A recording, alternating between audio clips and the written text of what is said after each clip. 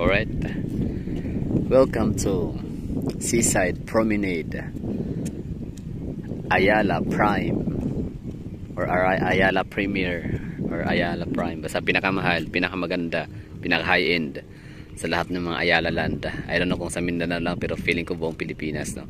Ito na yata may pinakamahal. Basta yung nakita ko sa flyer nila, ito yung may pinakamalaking, maliban sa presyo, yung pinakamalawak, no? Almost 200 square meter ang mga unit ng condo nila. Tapos ang pinaka lowest price yata parang nagre-range siya ng 45 million to almost 100 million. Basta malaki, siya yung pinakamalaki. Except dun sa ano sa wag natin isama yung San Valley, Ayala Land Valley. Kasi ano yun hindi naman yun condominium, bahay yun parang Forbes Parks ang style. Ano mga Ayala Alabang style. Bahay siya, subdivision. So ito yung hitsura mga hagala ng super trending ngayon, super pinag-uusapan, hot topic, no, sa Davao na Ayala Land. I mean Seaside Promenade, kung saan libre lang kayong makaka-access dito kasi wala naman sinabing may bayad, no? So not unless kung gusto nyong mag-experience ng magpipiknik kayo dito 6 AM to 6 PM, no? Alas 6 ng umaga hanggang alas 6 ng hapon magpipiknik kayo dito. According sa nakausap ko kagabi kay Manong Guard ay nasa 1,500, although hindi siya sure, hindi siya accurate sa kanya sinabi. Tapos ano ba 500 pesos din daw na worth of grocery or items na binibili mo na sa ano kanilang commercial area.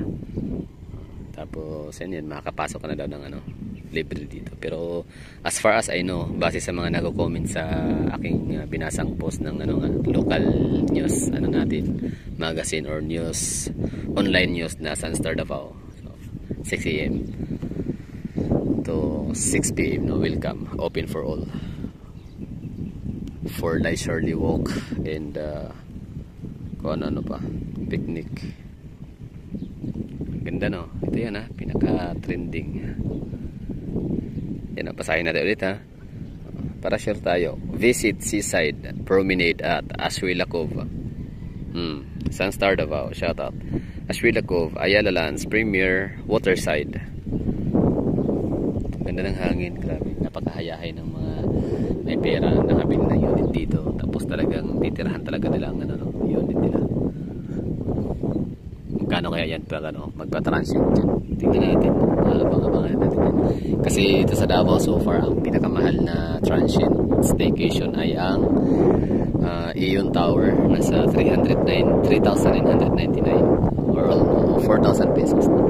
Yan yung ano, yung 22 hours nila. Kasi check-in tayo alas 2 ng hapon, check-out ng alas 12.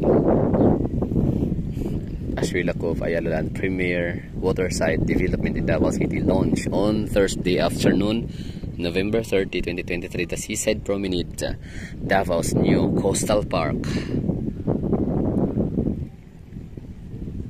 Situated facing the Davao Gulf and Samal Shore, the Seaside Promenade offers a picturesque destination for leisurely walks, family gatherings, and various recreational activities, and will be open daily to visitors. Mahagala, walang sinabi na may bayad. Will be open daily to visitors from 6 AM to 6 PM.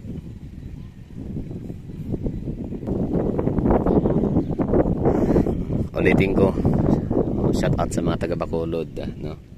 Huwag niyo nang i-defend yung, hindi ko alam kung sino bang i-defend nila, no?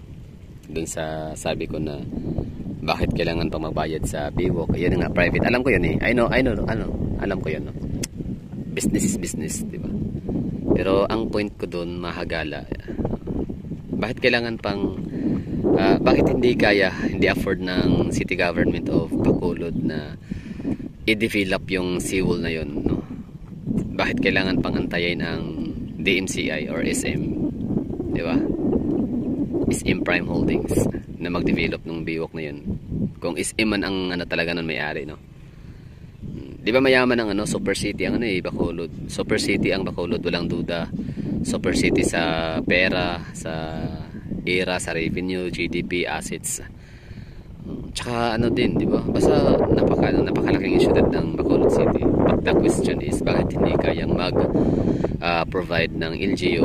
Bakit hindi kayang mag-develop? No? Bakit hindi kayang mag-develop ba? No? Bakit kaya ng Iloilo? Ay, na lang talaga, no? Doon lang tayo kukuha ng base. Huwag na tayong lalayo pa. Bakit pa natin sabihin na bakit kaya ng Davao o ng Makati o ng Marikina, di ba? Or ng Cebu? Huwag na tayong lalayo. Iloilo. Magkatapat lang sila. Tapatan lang. 2 hours lang sa slow boat, tapos fast crab 45 minutes, di ba? So yan lang naman yun lang na yung point ko doon, na parang napaka unfair naman para sa mga taga Bacolod, na sila talaga yung dapat manginabang sa libreng seagull gaya nito, libreng coastal, pero yan, may bayad 20 pesos para sa estudyante, 20 pesos naman para sa hindi estudyante, di ba? Para sa mga taong gusto magtambay araw-araw, ang hilig ko talaga tumambay papahangin sa coastal road, ang hilig kong tumambay sa Baywalk, ang hilig kong tumambay sa mga parke. So nasakit sa bulsa yung 20 pesos na yun sa mga bata, estudyante. 30 pesos kahit pagkasakit kahit araw-arawin ko. Bakit dito walang bayad? Sige nga. Tsaka kung ikumpara mo dito yung ganda nung Baywalk na yun na pinasukan ko, na blinag natin, wala naman sinabi yun dito Tapos partida, wala tong paninda dito o walang paninda, kumbaga walang pakinabang. In short say, ang mga taang Alvio, ang Ayala, wala silang benefit sa mga pupunta dito. Talagang lang, ginawa lang talaga tong, di ba? Ginawa lang talaga to, itong Coastal Park, ginawa ng Alvio or Ayala Land in Alcantara Group of Companies. Coastal Park para libre, para sa mga taga Davao na gustong pumunta, welcome. Kung gusto talaga ma-experience yung family gatherings, syempre pika-pika, chibog-chibog, di ba? Tawag dyan, picnic, and different recreational activities, jogging, dribbling, walking. May isda pa, dami.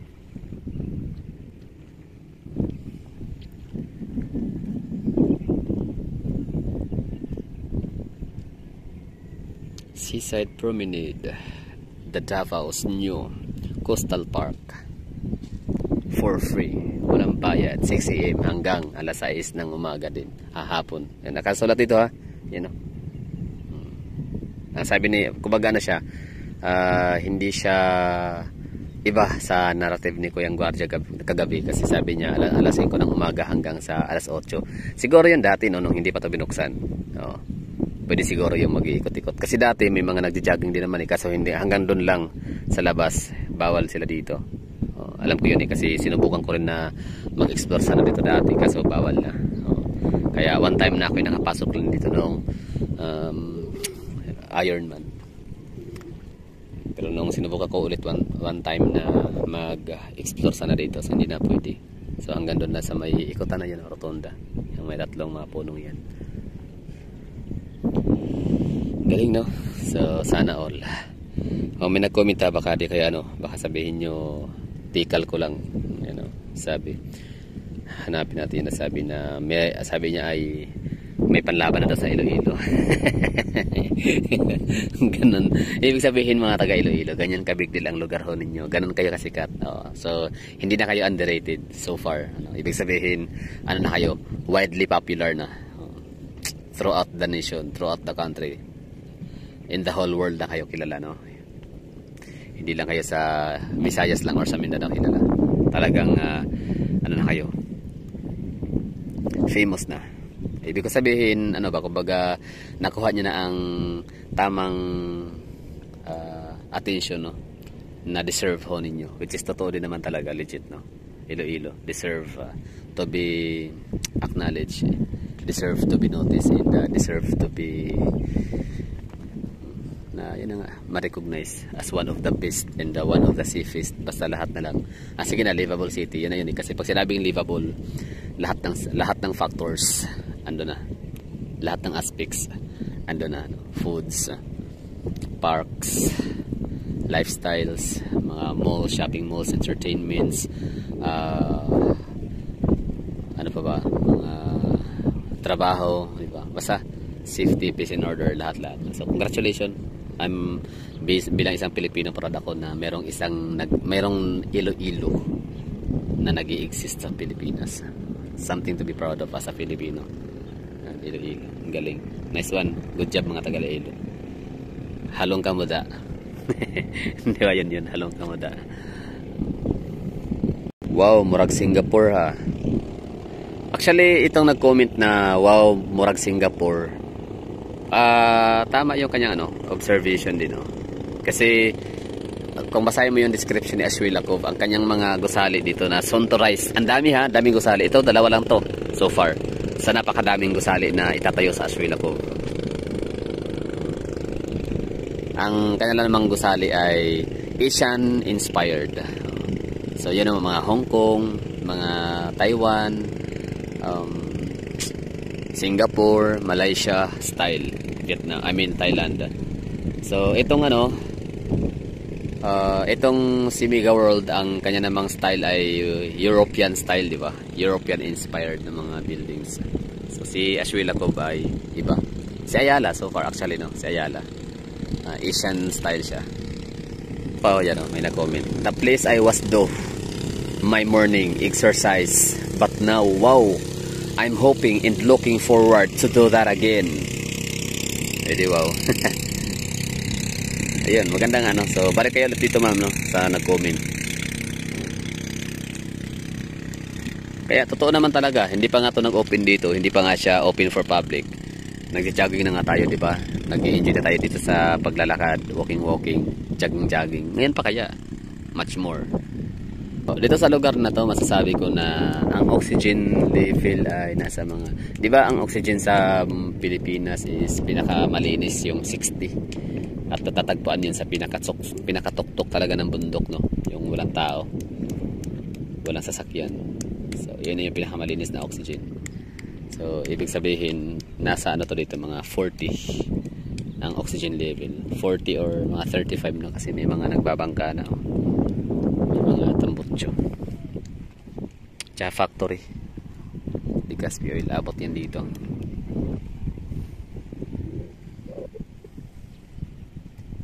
Nice one.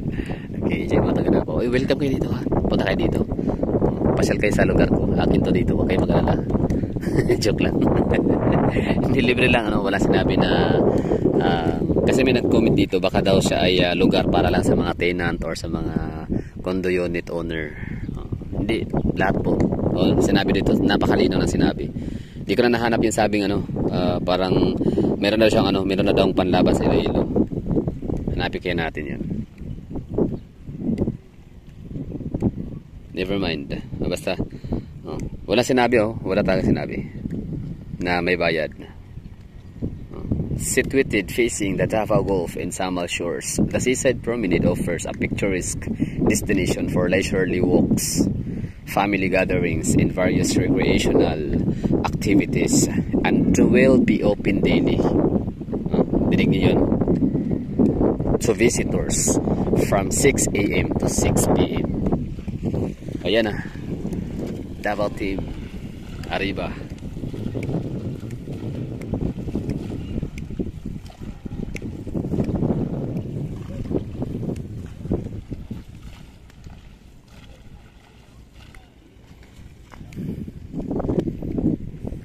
So yun, sunset, isa yan sa natin, talagang inaabangan ngayon dito. Kaya ako talaga inagahan. Sunset, sunrise, ano ba yan? Sunrise pala, sorry.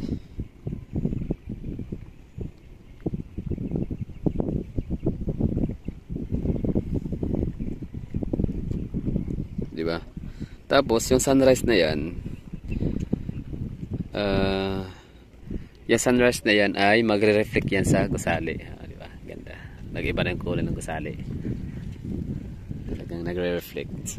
Ganda. The best.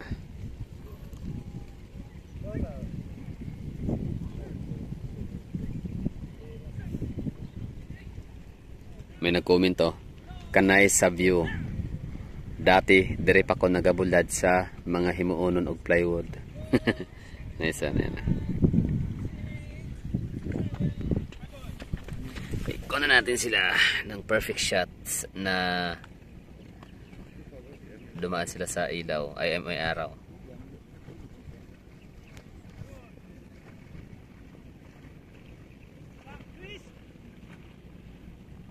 Nice one. Nice shots.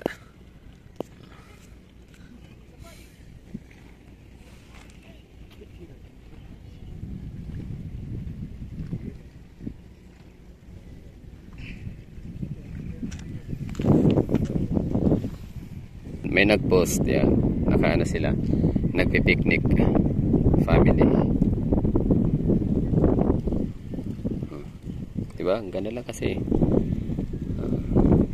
Sabi niya, libre ra po mosulod and magdala means ng pagkain. Sabi niya, yung sa amin, ma'am, nag-avail kami sa kanilang table and mat. Need mag-buy food sa kanila, then ipakita ang receipt to avail. Pero meron namang mga upuan sa loob, so pwede lang din pumasok na walang bayad, no? Di kailangan mag-avail. Open lang naman siya na area, walang nagbabantay. Looban nga lang. Looban nga lang, lapit lang nun ah. Para sa napakagandang view na makukuha after.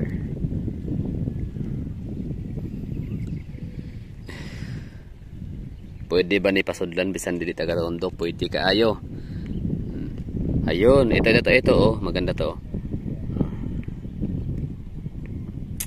Oh, daghan na sad maghinugawan diri. Tama. Pag dodomihan to, panigurado, ipagbawal na siyang papasukan kasi private land to dito eh. So kailangan disiplina, no. So pagpapasok kayo dito, pag meron kayong kasamang mga bata, kasi mostly naman kasi sa mga nagkakalat mga bata, no. Hindi pa sila masyadong aware. Mga bata, mga maliliit. Mga kasamahan din, no. Kailangan niyo maging din aware. Basta bawal to magdala-dala ng pagkain. May kanina, yan nagyoyosi yan or nagve-vape, pero iwan ko lang. Pwede natin sitahin yun. Tatanungin natin kung sila ba ay may-ari ba sila ng kondo dyan, unit. If not, din bakit sila nagyoyosi or vape. Kaso wala, tapos na. Kumbaga bahaw na, no. Wala raman guro entrance delivery. So sa mga nanonood nito na curious, walang bayad, just for free. Ganda dito.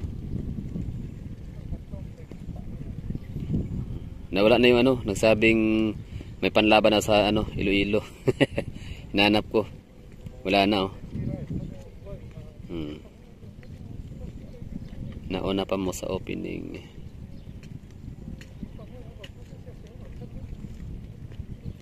Okay. Okay na tayo, no? That's all for today's video. Maraming salamat, no, mga hagala na nanonood. Ayan. Dagdag na dagdag attraction, dagdag na view, dagdag na tourist spots, basta wag lang talaga dinamak, no. Alagaan natin yung kumbaga pahalagahan naman natin, appreciate natin yung binigay na free ng Alveo Land ng Ayala. So okay na siguro tayo, no. Solve na tayo dito. Bye bye.